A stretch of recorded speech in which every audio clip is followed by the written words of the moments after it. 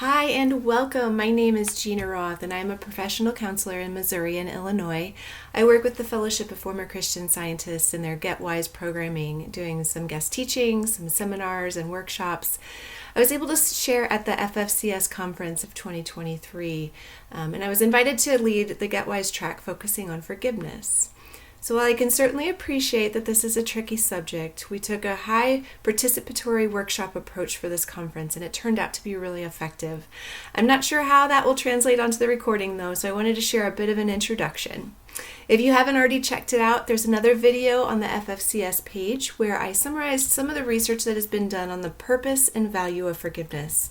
We started with the recap of this research and the why behind this process. It turns out that forgiveness positively influences the physical, spiritual, emotional, and mental health of the forgiver, which is contrary to what we might expect. So even if you are hesitant to want to take on this process, which I completely understand, I'd encourage you to keep an open mind and hear more about the value of this process from a psychological point of view.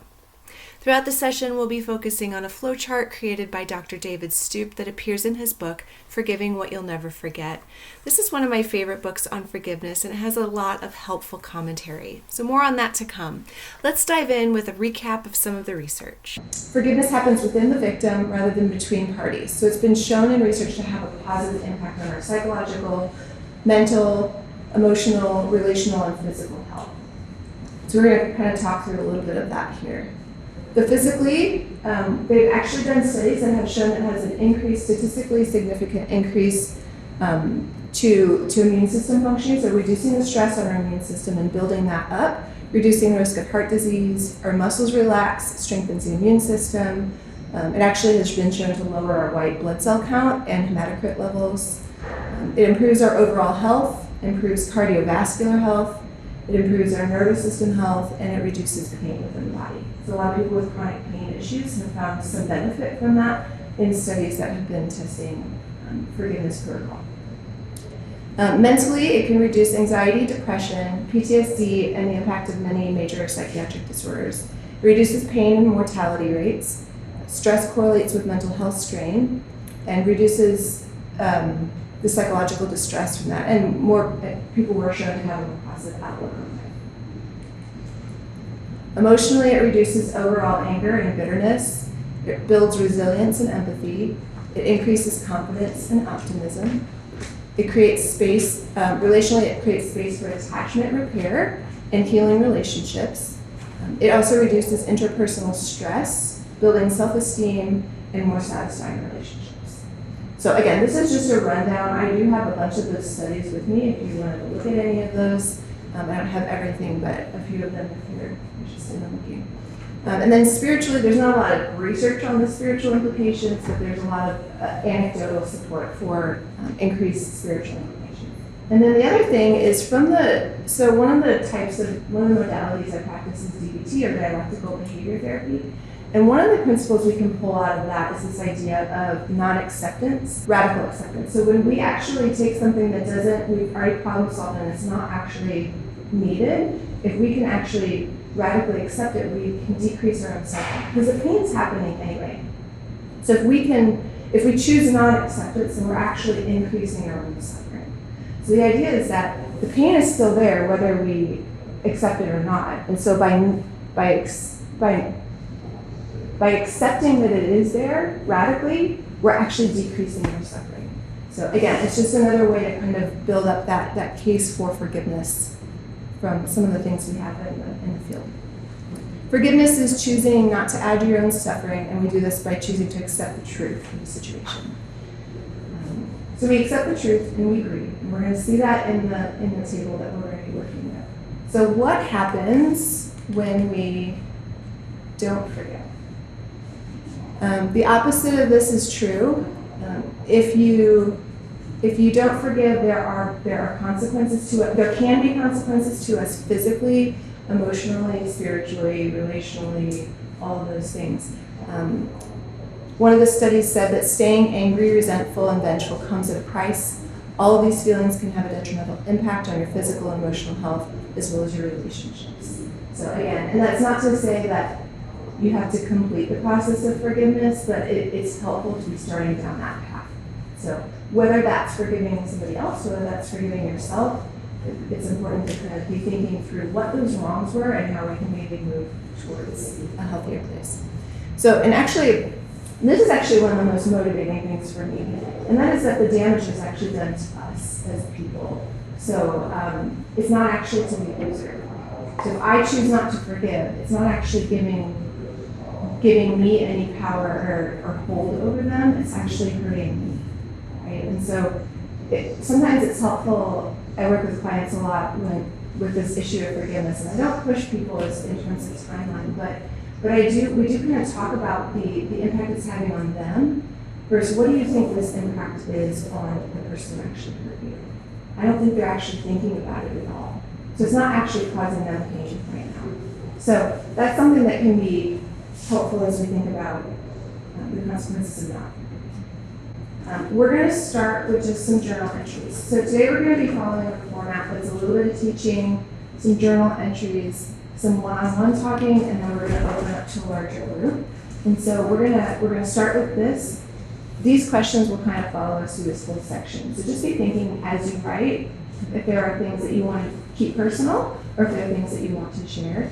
But we just encourage you to share as much as you are willing and comfortable sharing. So if you did grab a journal, I just want you to kind of think about some of these questions as you come into this. What are your barriers to forgiveness? What keeps you from releasing the offense done by others? How have you noticed physical, mental, emotional, relational, or spiritual impact of not forgiving? So I just want you to take 5 or 10 minutes and just kind of think through some of those things and process those on an individual level. So we're going to go ahead and we're going to transition to a larger group discussion. One of the things we want to kind of give time to process is this idea of I'm on this one. This idea of barriers, like what things keep us from forgiving. And so I know that there are a lot of things common to Christian Science, so we're just going to take some time and kind of write those out. And you'll be able to add to these throughout the day if you think of other things or want to add other things. But this way we have the starts of some lists for that. So yeah, just whoever wants to start, just kind of share some of those things from your group discussion. I'm going to hopefully get all of our people online. Are you all there? You can see us. Hi, Zoomers. Yay. Okay, so we can hear you too. So we're hoping to have a discussion among everybody, so those of you online and those of you here in person. So we're just going to brainstorm together different barriers to forgiveness within Christian Science. So what comes up for you as a barrier? Okay, so she said that some cases the behavior is ongoing. Absolutely. It violates your personal mythology. I basically just introduced that we're going to be talking about forgiveness, and I ran through a couple definitions. So what we're going to be talking about is forgiveness from psychological perspective as a release. So letting go of that effect, that harm that's done to us. Okay, so going back to one of those definitions was forgiveness is a conscious, deliberate decision to release feelings of resentment or vengeance toward a person or group who has harmed you, regardless of whether they actually deserve your forgiveness or not. So yeah, I think that is a pretty key point, because they're not going to necessarily, that can feel like excusing. I think to your point, that really can feel like you're letting them off the hook. But that's actually not the forgiveness process. But let's keep talking. What other barriers to forgiveness do we have you guys talked about today? So he just said that there's an illusion that you'll come to a complete peace, or there'll be some sort of completion or closure.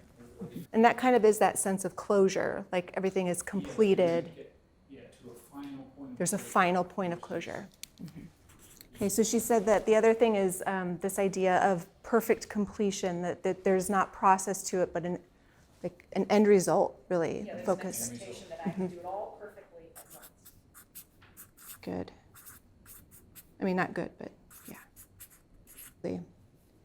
So pushing yourself to feel a certain way. Yeah. Because that in and of itself can feel like you're not validating the experience. So the desire to repress, to avoid, deny. Yeah, great. Yeah, so she's saying like that desire to, say that again. Spitefully right them. To spitefully right them, to explain what they did and how they hurt you. Yeah. So having a confrontation. Yeah.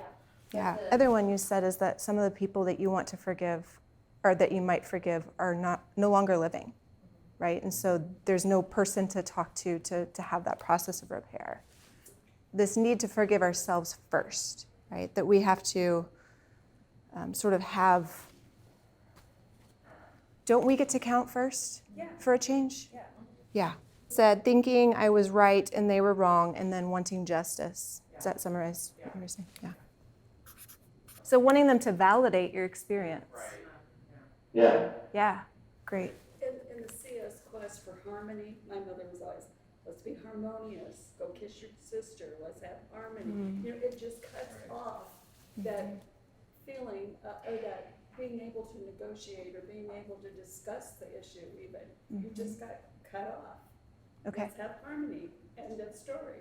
So Gail was just saying about harmony and how there's such an emphasis on sort of smoothing things over. How would you say that is a barrier to forgiveness? Just keeping you from pursuing uncomfortable situations? You want Yeah. to be able to express yourself, and that happens to be anger. So if you can't express yourself, you've just gotten shut down. So it's hard to forgive, you know, because you still haven't been heard. Does that make sense? Still? Okay. So she was saying you still haven't been heard. So how can you forgive for something that you haven't even been heard on?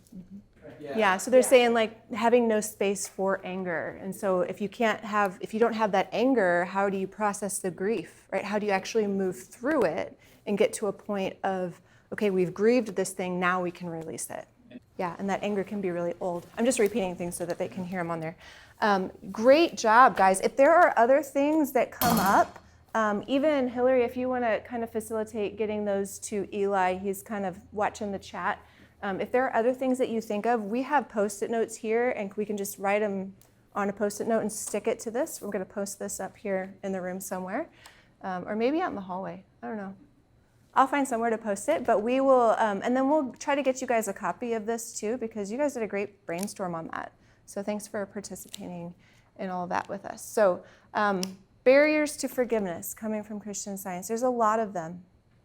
There are a lot of different things that keep us from being able to release the wrong that was done to us. And a lot of that comes down to not ever naming the pain, the hurt, right?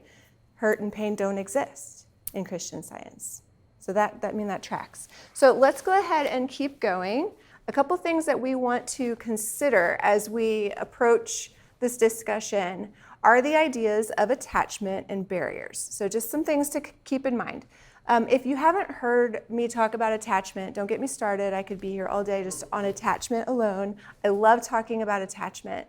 And there's so much more I wanted to put in here, but I want to just kind of give you that background so that you know that that's a lens that I'm using as we talk about forgiveness. We're talking about attachment repair. So if we think of forgiveness as a way of taking an attachment that's been broken and actually bringing that back together, repairing that, okay? So one of the great statistics, and the number changes based on who you quote, but it's something like your parents only have to get it right 30% of the time. 30% of the time, if they give you attached, connected, emotionally healthy support, that's enough for you to develop an emotionally healthy attachment style. It's a really low bar, right? Which is really comforting to me as a parent, but also it makes me wonder what people have gone through that they haven't even gotten that 30%, right? And a lot of that comes down to neglect. So it's not actually overt abuse, but it is more of the neglect. And that can be more harmful to us in terms of attachment because we start to think that our needs don't matter, right? So this is what I'm putting up here this is the PACE acronym. So this is playfulness, acceptance, curiosity, and empathy. And the reason I do this is because this is what we're going to come back to when we think about attachment repair. As we get into connection and attachment, we're going to want to keep these 4 principles in mind. The playfulness is, let me get to the right slide. So this idea of, maybe just kind of making that real, keeping your voice light, joyful, even fun. It can help diffuse difficult situations, right? That just kind of helps us keep a desire to be in each other's company, right? So, and I want you to think about this acronym as it applies to yourself first, right? So as we think about forgiving yourself, how can you be playful with yourself? How can you keep a lightness about what you've gone through and try to work on that attachment first to ourselves today? The second one is acceptance. So actively communicating that you accept the child's thoughts, feelings, urges, hopes, motivations, and perceptions without judgment. These things comprise the inner world of the child and are separate from the outer behavior. With ourselves, what does it look like to fully accept your experience in Christian Science, outside of Christian Science, all of the feelings, the anger, the sadness, the grief? What does it look like to hold those things, giving them space to be really there? Right? We're going to make that grief process as real as we possibly can. And that's the acceptance to say, it's okay that you're in a grief process, right? So whatever is coming out, whether that's a trigger, whether that's an eruption of anger, you're in good company. I love seeing people express their emotions, right? This is good stuff, but we have to accept that what you have and what you bring into the table is okay. The third one, I think I've used this word so much, Katie just has kind of incorporated it into her language, which I love. Curiosity, using that, so with a child, it's learning about and exploring your child's inner world with questions, but without judgment, helping him or her understand that they are worth knowing. With ourselves, curiosity is letting ourselves know ourselves, right? And instead of being pulled back and pushed away from when you have an emotion or when you have a feeling or a thought or a connection to something that happened, to actually press in, right? To actually like go the direction that doesn't feel comfortable. It's not comfortable because you didn't learn that, right? Some kids do learn that. You might not know that, but some kids, I'm trying to teach my kids that you can have emotions. It's okay to have emotions, right? But growing up in Christian Science, a lot of you didn't have that space, right?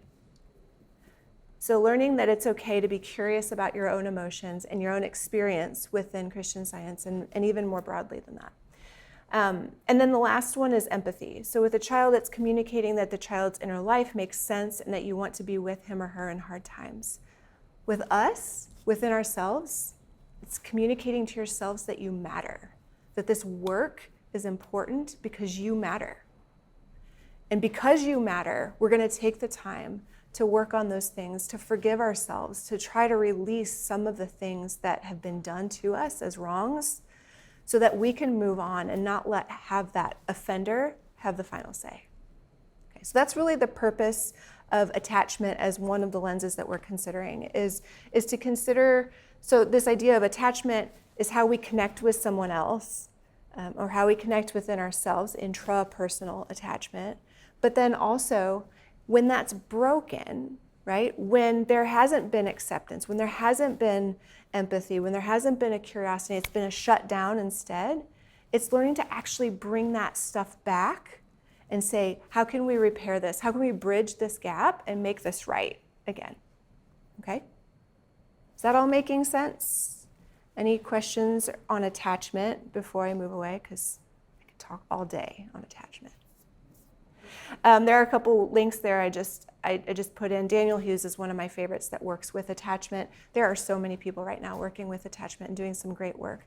There's also a great audiobook by Diane Poole Heller called Healing Your Attachment Wound. She's not coming from a faith perspective, but she has some great exercises in her book, and I love it. It's something I've gone through and listened through several times myself. So I really appreciate her work. And you can learn all about the different types of attachment and attachment needs and all of that. Okay, so that's one thing that we're going to consider. The other thing to consider is boundaries. Fences make good neighbors. Have you heard that phrase? Okay, so what that means to me is that if I mark out the edge of my land, if I mark out the edge of where my property ends and another person begins, then there's no dispute, right? We do the hard work of figuring out where that line is when we set the fence. And then we don't have to move it 6 inches this way or a foot that way. It just stays where it's at. And I know that when I'm cutting my grass, I cut all the way to the edge of that fence, right? Right now, we just moved into a new house in Illinois, and we don't have a fence currently, and it's created some, I wouldn't say problems, because it's not really a problem, but confusion. It's created some confusion. Who mows to which point, right? Do you go to the point where we have a shared garage space, and so we have different siding on the same building, which is kind of funny. But do you go right up to that line? Do you go a little bit over so that you can just make sure you more than covered it? It's not a problem, but it is confusion. It's taking up a lot more energy than it ever should. I should not be worrying about 3 inches of grass, right? But what if I wanted to put chemicals on my lawn? What if I wanted to do something that would be potentially intrusive to them? I wouldn't want to go into their space, right? So that is an important thing. Cutting the grass, no big deal. But if I want to do something with chemicals, which I don't because we have a dog, but what if they wanted to do something with chemicals and they do something into my lawn and that hurts my dog? Well, then now we have a problem. This idea of boundaries is going to become more and more important as we consider attachment repair. It's not always safe to repair attachments, right? So sometimes we get through a forgiveness process and we learn to release that, but we don't reconcile, right? And I think it's important as we get into this that it's not given as a clear direction that, hey, we're going to forgive and reconcile and everything's going to be great, okay? It doesn't happen as often as we might like. Sometimes there's progress towards that. There's a trust-building process or a rebuilding process, but it's not usually the picture-perfect repair that we want it to be.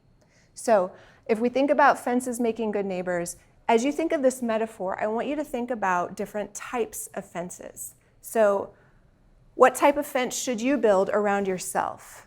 Okay, maybe some of you are thinking Fort Knox, right? Like tall, the barbed wire on the top, yet razor wire, something you can't see through. Guard tower, absolutely. I love that one. So you can see some of these that I have on here. Is it a wooden fence? Is it a picket fence? Is it just to mark out the territory? Maybe it's an invisible fence. Maybe it's underground and it's just to keep your dog in, right? Maybe it's just to show your dog where the line is and we don't have to actually communicate that to our actual physical neighbor in any way. The type of fence we make can be pretty, it can be functional, it can express ourselves, right? If we're choosing to set a strong boundary, sometimes that can mean that we're honoring ourselves in that moment and saying that, hey, we do matter. And so this is a tall fence and it's pretty clear, right? Like we want you to be able to see it from outer space.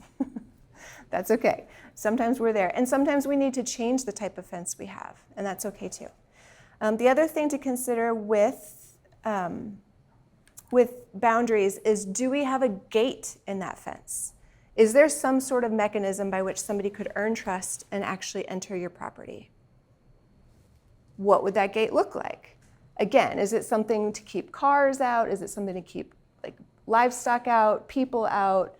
This fence doesn't look very effective to me because it's just a gate but no fencing on the side. That doesn't seem very, can't you just walk through the grass? I always thought that was funny. Is it like a really ornate gate? Different latches, different things that we can put up there. Is there a doorbell on it? Is there some way of somebody alerting us that they like to engage with us? So just kind of taking that metaphor into that next space, think about what kinds of gates we might have as we look at boundaries around forgiveness, okay? And a lot of that's going to come down to rebuilding trust. So what does it look like for somebody to earn enough trust to actually rebuild relationship with you? If someone's harmed you significantly, it's going to take some time. It might take something from them, right? Maybe part of our gate is waiting for them to express remorse, right? Maybe there's something required from them in order for there to proceed to be a relationship between us. So just keep this metaphor in mind. This is one more thing that we can we can sort of consider as we're considering forgiveness and repair. Okay, and we are going to start into part 2 because we have a lot of stuff planned for this afternoon, fun stuff, and I want to make sure we have plenty of time for that.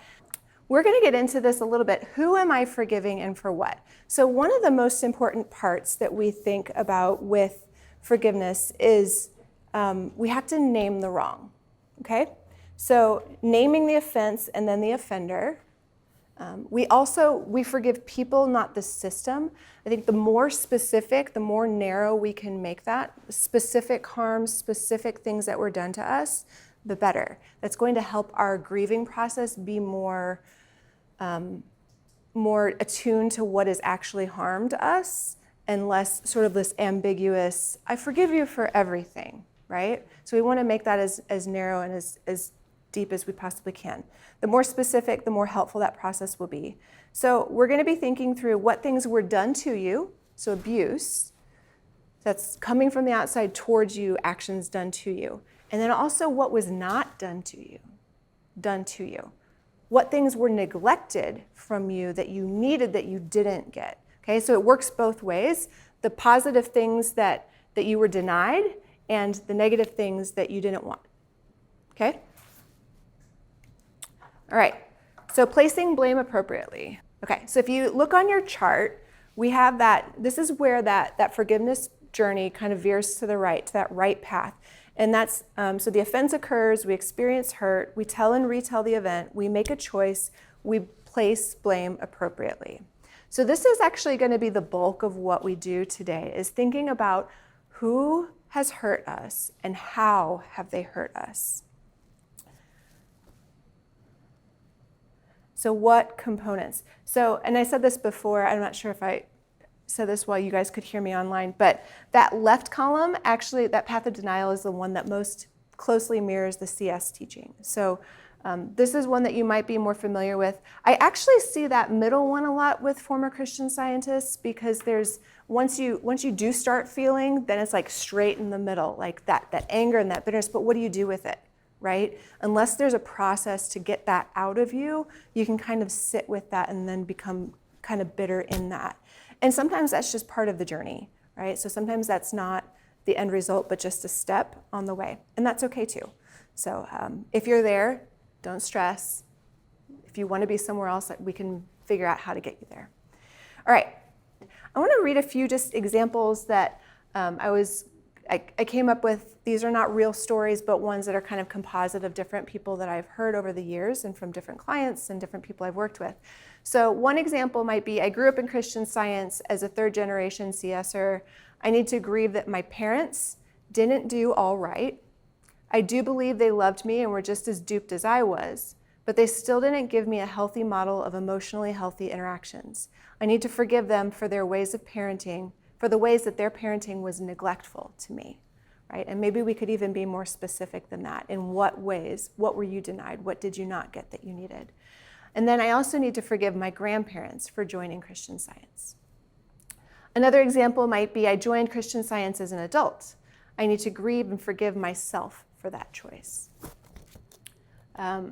Another one, I need to forgive my teachers for not teaching me about the body, health, and science, which I thought was just kind of funny because health and science.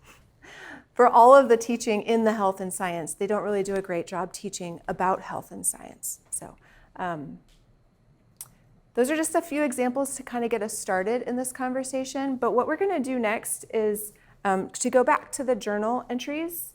And we've got about 20 minutes. So we're going to spend about 5 minutes personally, like with your own journal, and kind of just get started and start that brainstorming process. And then we're going to spend about 10 minutes together as a smaller group, and then we'll come back to a large group and do another list out, okay? So go ahead and let's take some time with our journals. Who do you need to forgive? What do you need to forgive them for? Name that offense. And what do you need to forgive yourself for? So again, I know it's a big ask. There's a lot here, okay? So just getting it started, okay? Who do you need to forgive? Was I right with mom, dad? Yeah, mom, dad, all 4 grandparents. Okay. And then the great grandparents, and just keep. I started laughing. So all 4 grandparents, all of the great-grandparents. So the generation that joined Christian Science. Great-grandparents. Okay. Teachers, great. Yeah, it's hard to process even though they cared for you, there was still wrong there. Right. Yeah. Good. Who else? Practitioners. Practitioners. Now, do you each have, how does it set up? Do you have specific practitioners per person, or is there general directory? Mm-hmm. So practitioners generally, but then also specifically whoever your people were that you worked with. Okay. So Kelsey said she was going to go where no one else would. Mary Baker Eddy. Mm-hmm. So people that bring out the bad in you. Ex-spouses. Good. Humans in general. And said siblings. Aunts and uncles. Yeah. Beautiful. So the shills for Christian Science, those who enable that system and sustain it, like they perpetuate it. Yeah. Keep the culture Yeah. going. Yeah. That keeps you in line. I feel so validated. That's so good. That's why we're here, guys. Help keep that validation going. Okay, so Christian Science church members in general, those enablers within the system. What else? Anything else? Any other big categories we're missing? Christian Science camps. Camps. Well, yeah, and so the summer camp phenomenon is actually, it's a great example because we can't actually forgive the system. The system can never repent for that. The people could actually at some point come back and repair an attachment. The camp never can. So she said not knowing who to forgive. So those people become nameless. They become just extensions of that system to you. And then it's hard to actually start the work of forgiveness because you don't know who you're forgiving. Yes. Absolutely. Oh, Principia. Sorry, I heard Sophia. It's like, there's another one. Okay, so like RA, that kind of role. Yeah. Okay, perfect. Okay, so then again, and it's not that original thing isn't helpful to us. So if we think about Principia or Principia College, then we narrow it from there. So it's still part of the brainstorming process. It's just we don't actually forgive the system itself. We just want to get towards the people because those people could actually at some point enact a change. But the system, it's a very overwhelming task to try to take on an entire system. So we're just trying to keep it as streamlined as we can. That's why we're doing that though. But feel free to use those things to get us into those deeper roles. So even just naming out the RCs, naming out some of those people, that is helpful when you think about forgiveness. So we're going to leave this list open. And again, I'm just going to reiterate, if you guys want to add anything more, online, send that to Eli. And here, there's Post-its on the coffee table over there, so you can write them on and just stick them up on the list so they can be added. The second thing we're going to do is what are common things that CSers might need to forgive themselves for? So we're getting a little personal on this one. Okay, so forgiving yourself for trusting someone. Mm-hmm. Which is a CS thing in itself, for not being healed perfectly. Yeah. Yeah, and I kind of have this similar feeling that I'll never get it right. I'll always have, I'm always not perfect. Not getting it right, yeah. Sorry. For not leaving sooner, for not asking questions. Questions weren't allowed. Like for enabling behavior, for not helping somebody who needed it, for not stopping the abusive behavior. Yeah, so when you were the abuser, when you were the offender in that rupture, there are things that maybe we need to forgive ourselves for in that, right? Yeah. So for when I am the offender, can I just put that?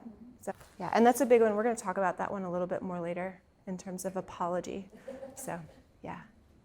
Allowing yourself to be abused. I have a lot of things that I don't like about that, but I get it.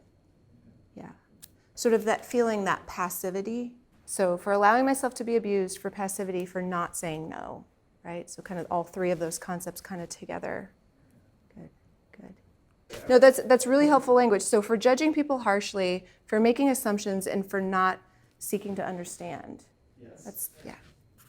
That's why I repeat it back to you to make sure I actually got it. So for lacking empathy for others, for arrogance, for all of CS behavior. Yeah. That's like our catch-all for everything that's left over. That might be something else. Anything within the services themselves that, like the testimony services or the readings or anything like that, that you might want to forgive. I think those boring services are unforgivable. I'm sorry. Okay, so we may not add that one to our list over there. Okay, there, leading others astray as a camp counselor and practitioner, you said? Okay, other roles that we might need to forgive ourselves for? Sunday school teacher? Yes. So not paying attention to or ignoring your own feelings. What about your own body? That? What body? We're going to add for ignoring feelings, for ignoring your body. Maybe there's some pieces with not getting medical care, right? So there are different things that have come up, and that might be somebody else who is supposed to get medical care for you, but there might be times that you haven't gone to the doctor because you didn't know you needed to, right? Or you just you train not to. Just suffered the pain Yeah. of an accident and Yeah. didn't get help. Yeah, I think Dixie was calling it last night. She talked about that secret tube of super glue. You just kind of go in the back room and you fix it. You put together a wound with super glue. Isn't that what she was saying? Don't even fix it. Just do nothing. Or do nothing. Yeah. For ignoring body. Okay.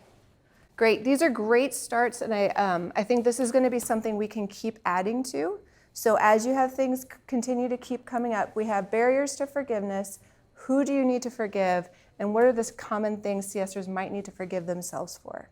Okay, so keep thinking on those things. We'll have a few more things to do later, but great work with just the brainstorming and kind of connecting with all of this content. Really, really, really excited for just all the synergy I'm hearing as you share together. Even online, I think this is working out really great to be able to connect and share. So thanks for participating so fully. I think that's really helpful. Watching this first session. We took a break at this point, but stay tuned for session number 2 still to come.